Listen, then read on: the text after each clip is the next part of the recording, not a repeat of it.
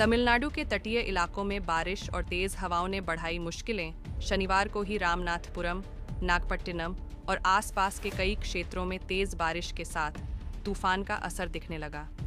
कई जगह पेड़ उखड़ गए, बिजली सप्लाई बाधित हुई और निचले इलाकों में पानी भर गया।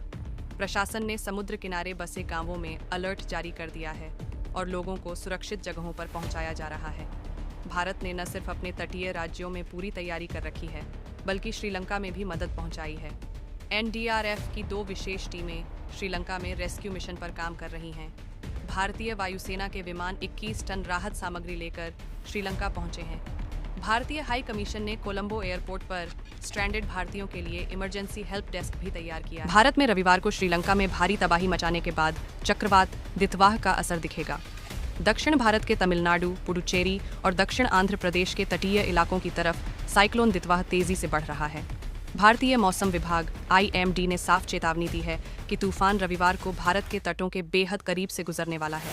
इसके असर से उड़ानें रद्द हो रही हैं, ट्रेनें रोकी जा रही हैं और राज्यों में एडमिनिस्ट्रेशन को हाई अलर्ट पर रहना पड़ रहा है। चक्रवात दितवाह श्रीलंका में ऐसी तबाही लेकर आया कि 150 से ज्यादा लोगों की जान चली गई और करीब 20,000 घर पूरी तरह तबाह हो गए।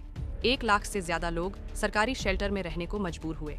बाढ़ और लैंडस्लाइड की वजह से 191 लोग अभी भी लापता बताए जा रहे हैं। इस तबाही के बाद तूफान उत्तर की ओर बढ़ा और अब उसका रास्ता सीधे भारत के दक्षिणी तट से होकर गुजर रहा है। IMD का कहना है कि दितवाह भारत की धरती पर लैंडफॉल नहीं करेगा, लेकिन तट से महज 25 किलोमीटर की दूरी पर गुजरने के कारण इसका असर बेहद खतरनाक हो सकता है। मौसम विभाग प्रमुख एम मोहापात्रा के मुताबिक दितवाह के दौरान हवाएं 70 से 80 किलोमीटर प्रति घंटा की रफ्तार से चल सकती हैं। समुद्र में ऊंची लहरें उठेंगी और तटीय इलाकों में जल भराव का खतरा बढ़ेगा।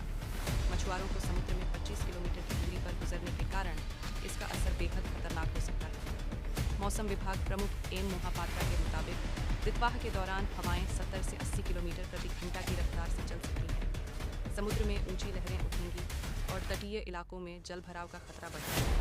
मछुआरों को समुद्र में 25 किलोमीटर की दूरी पर गुजरने के कारण इसका असर बेहद खतरनाक हो सकता है। मौसम विभाग प्रमुख एम मोहापात्रा के मुताबिक दितवाह के दौरान हवाएं 70 से 80 किलोमीटर प्रति घंटा की रफ्तार से चल सकती हैं। समुद्र में ऊंची लहरें उठेंगी और तटीय इलाकों में जल भराव का खतरा बढ़ेगा। मछुआरों को समुद्र में 25 किलोमीटर की दूरी पर गुजरने के कारण इसका असर बेहद खतरनाक हो सकता है। मौसम विभाग प्रमुख एम मोहापात्रा के मुताबिक दितवाह के दौरान हवाएं 70 से 80 किलोमीटर प्रति घंटा की रफ्तार से चल सकती हैं। समुद्र में ऊंची लहरें उठेंगी और तटीय इलाकों में जल भराव का खतरा बढ़ेगा। मछुआरों को समुद्र में 25 किलोमीटर की दूरी पर गुजरने के कारण इसका असर बेहद खतरनाक हो सकता है। मौसम विभाग प्रमुख एम मोहापात्रा के मुताबिक दितवाह के दौरान हवाएं 70 से 80 किलोमीटर प्रति घंटा की रफ्तार से चल सकती हैं। समुद्र में ऊंची लहरें उठेंगी